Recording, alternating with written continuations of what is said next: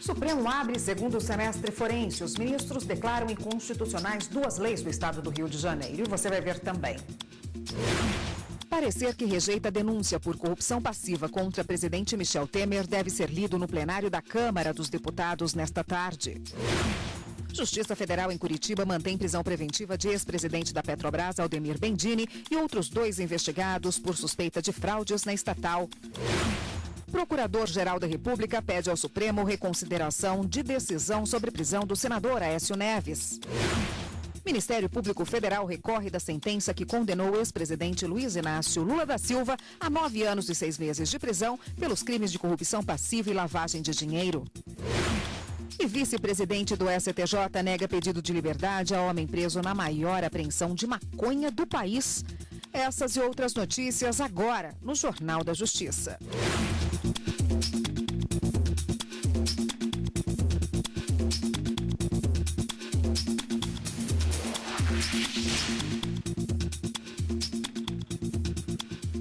Olá, boa tarde para você. A Justiça Federal decidiu manter o ex-presidente da Petrobras e outros 2 presos em caráter preventivo. Quem tem mais informações é a repórter Carolina Chaves. Boa tarde, Carolina. Boa tarde, Érica. Boa tarde a todos. Olha, o ex-presidente da Petrobras, Aldemir Bendini, e os irmãos André Gustavo Vieira da Silva e Antônio Carlos Vieira da Silva devem permanecer presos.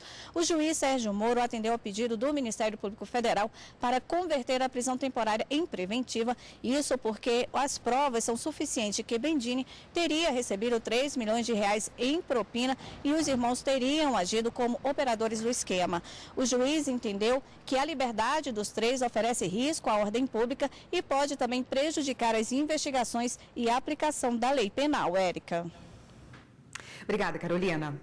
A Câmara Federal faz hoje a leitura do parecer da Comissão de Constituição e Justiça, que pede o arquivamento da denúncia contra o presidente Michel Temer por corrupção passiva. Amanhã, os deputados votam se o caso prossegue ou não para julgamento no Supremo Tribunal Federal. A sessão está agendada para começar a partir das 9 horas da manhã desta quarta-feira na Câmara dos Deputados. Para garantir a segurança, só será permitida a entrada de servidores, funcionários, jornalistas e assessores credenciados. A visitação institucional aberta ao público será suspensa. O Salão Verde estará restrito a deputados e quem estiver portando o crachá com permissão de acesso ao plenário. A previsão é que seja aberta a sessão quando for atingido o quórum de 51 deputados na Câmara. No primeiro momento, os deputados poderão apresentar questões de ordem, que são indagações sobre o rito da sessão, de acordo com o regimento interno da Casa. Depois, relator e defesa terão até 25 minutos cada um para se pronunciar.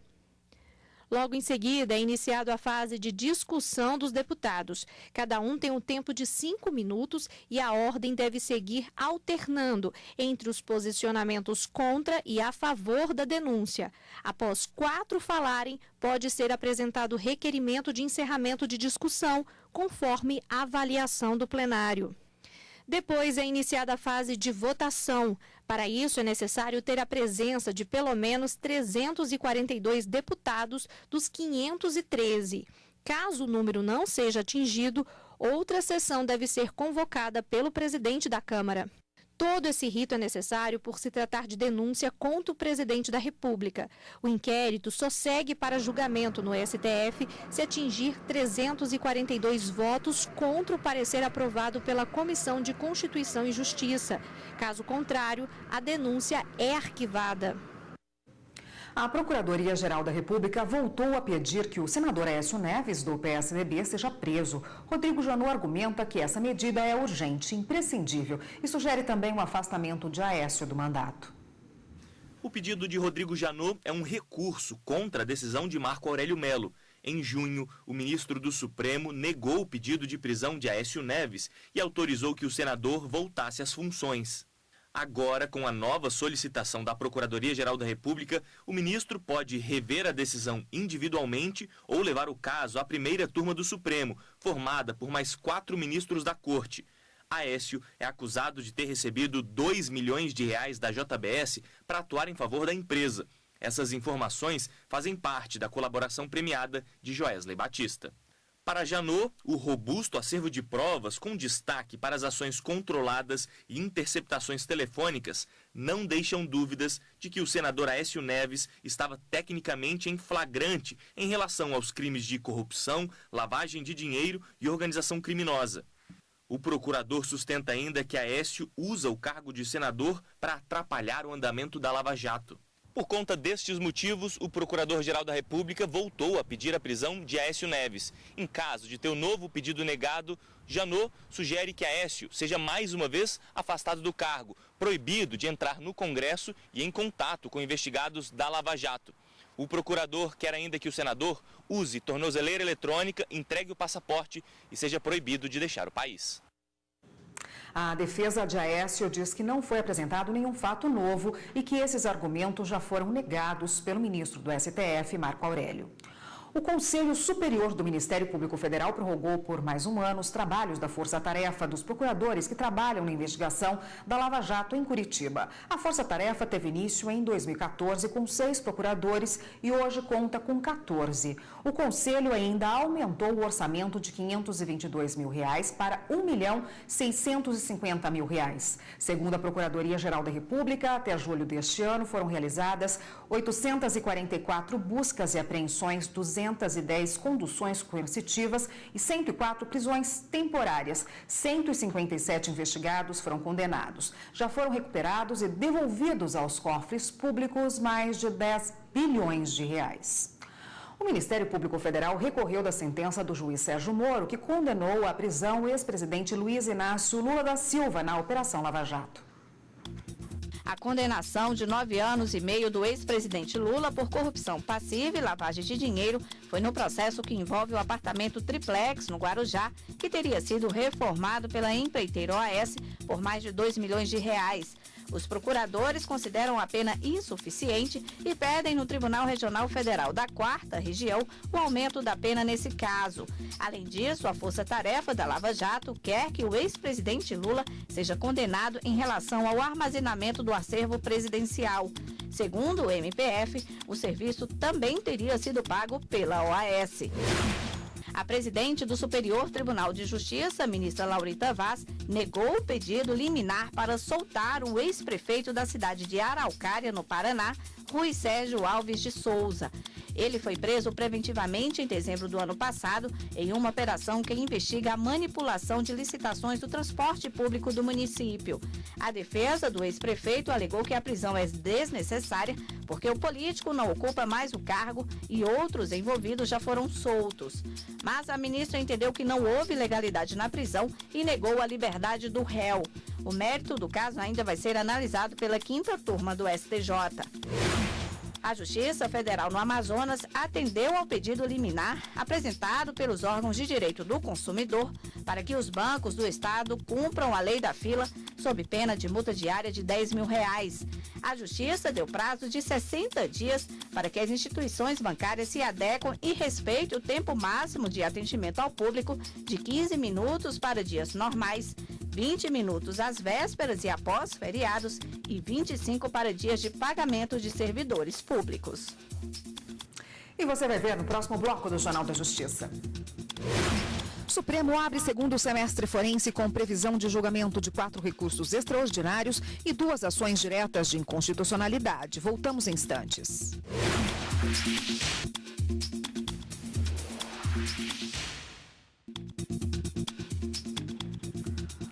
O Supremo abriu hoje o segundo semestre forense e os ministros declararam inconstitucionais 2 leis do Estado do Rio de Janeiro.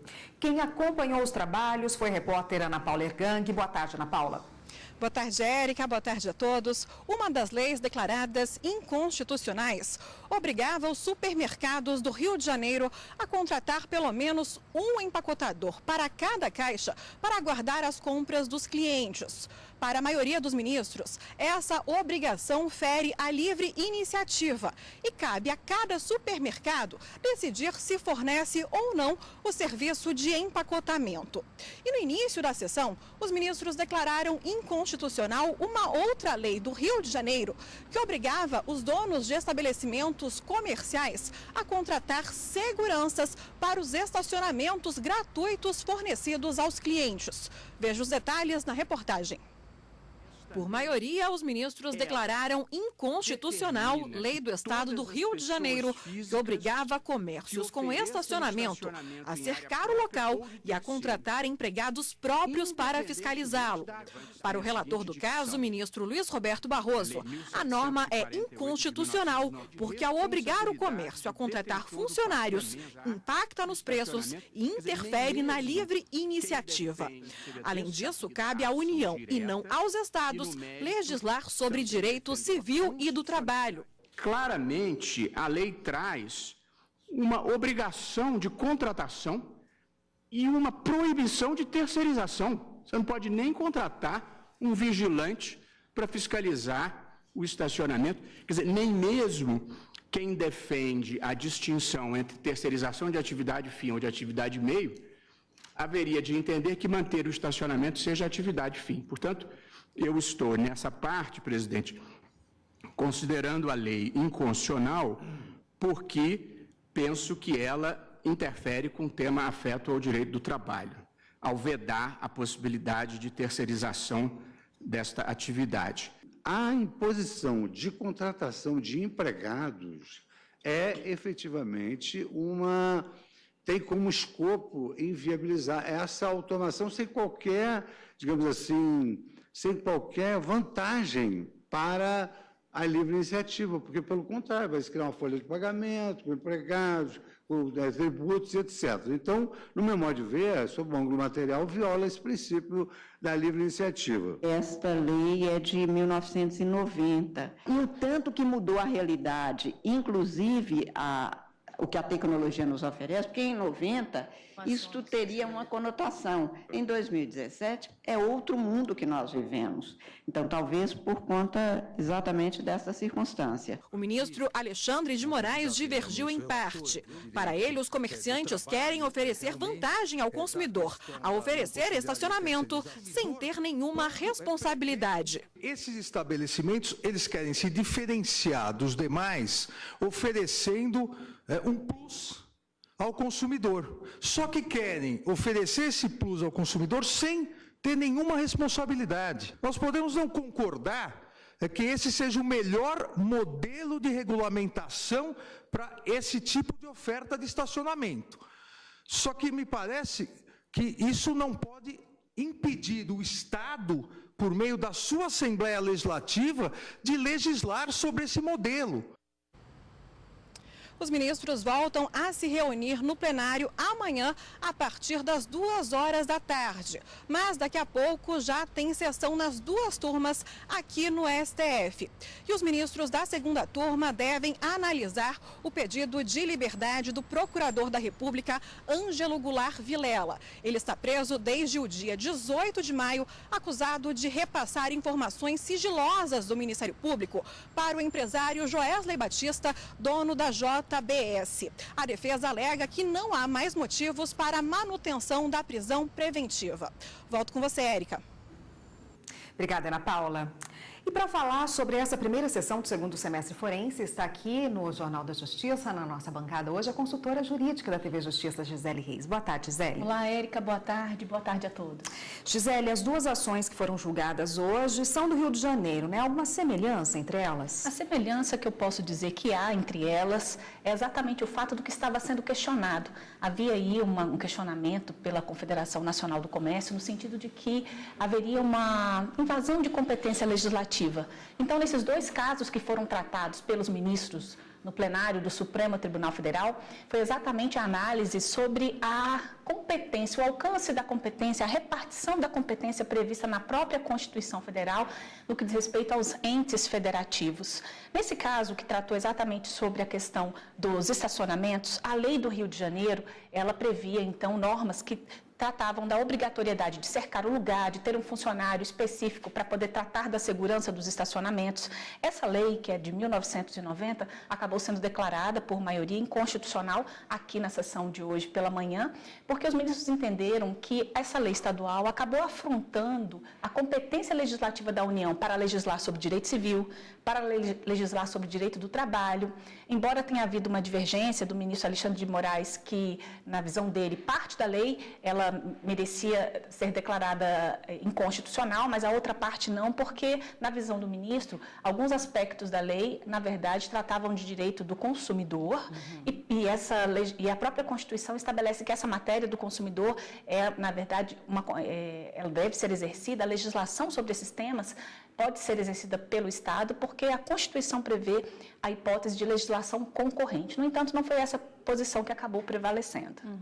E no caso da outra lei do Rio de Janeiro, aliás, sobre os empacotadores dos supermercados, o Supremo já havia se pronunciado sobre esse tema? Nesse caso, nós temos uma situação interessante, Érica, porque em 1991, o Estado do Rio de Janeiro editou uma lei com disposições muito semelhantes a essa outra lei de 1993, que foi objeto de análise pelos ministros nessa manhã.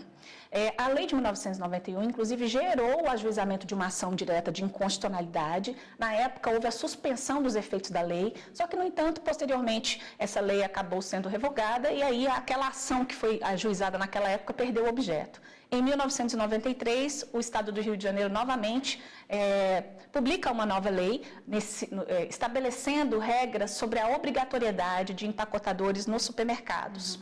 E aí, mais uma vez, uma ação aqui no Supremo Tribunal Federal, que teve também, foi analisado o pedido de liminar e houve, então, a suspensão dos efeitos dessa lei na ocasião da análise da liminar. Então, o Supremo ele já havia analisado em outras situações, essa lei estava suspensa.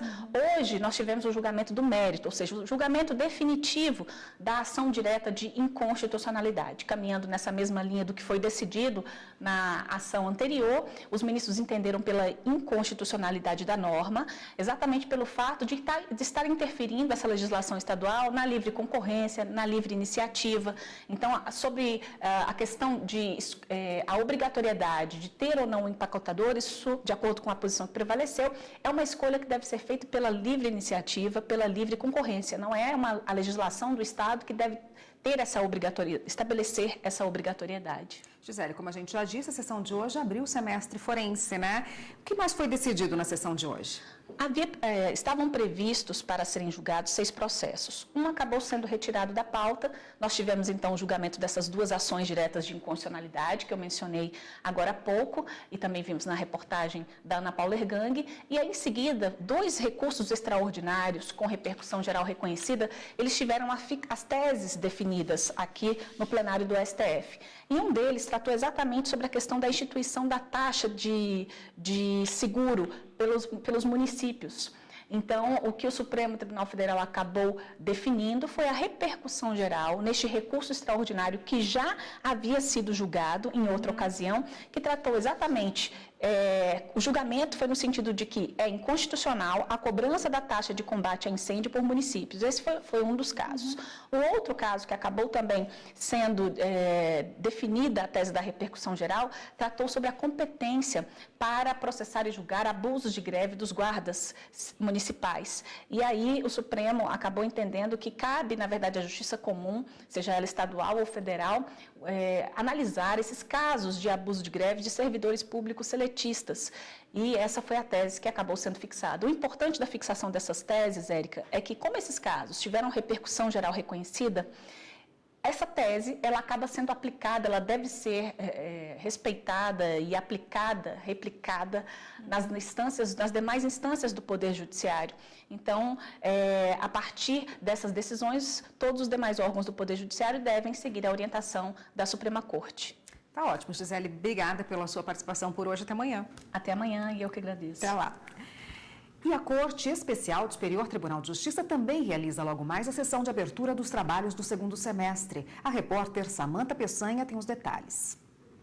Alguns processos de grande interesse para a sociedade estarão na pauta de julgamentos do tribunal já nas primeiras semanas de agosto. Os ministros da Corte devem decidir se recebem ou não as denúncias apresentadas pelo Ministério Público Federal contra governadores de 8 estados, prefeitos e conselheiros do Tribunal de Contas de Roraima e do Distrito Federal. Se as denúncias forem aceitas, o STJ vai poder indicar a aplicação de medidas cautelares penais e determinar, inclusive, o afastamento dos acusados. Além disso, o segundo semestre forense também marcará a primeira etapa do projeto de julgamento eletrônico do STJ, o que vai permitir que a seleção de recursos repetitivos e a suspensão dos processos semelhantes em todo o território nacional sejam feitas de maneira totalmente eletrônica. Bom, e hoje, a partir das 7 da noite, o Tribunal Superior Eleitoral realiza também a primeira sessão plenária do segundo semestre forense. A repórter Juliana Ribeiro traz os destaques da sessão. Os ministros devem analisar o recurso do prefeito eleito em Colina, município de São Paulo. Os registros de candidatura do prefeito e do vice foram impugnados porque eles tiveram as contas rejeitadas e também foram condenados por improbidade administrativa. Os dois estão no cargo porque conseguiram uma liminar concedida pelo ministro Gilmar Mendes. Até o momento, 23 processos estão previstos na pauta. E você vai ver no próximo bloco do Jornal da Justiça. Vice-presidente do STJ nega pedido de liberdade a homem preso na maior apreensão de maconha do país. A gente volta já já.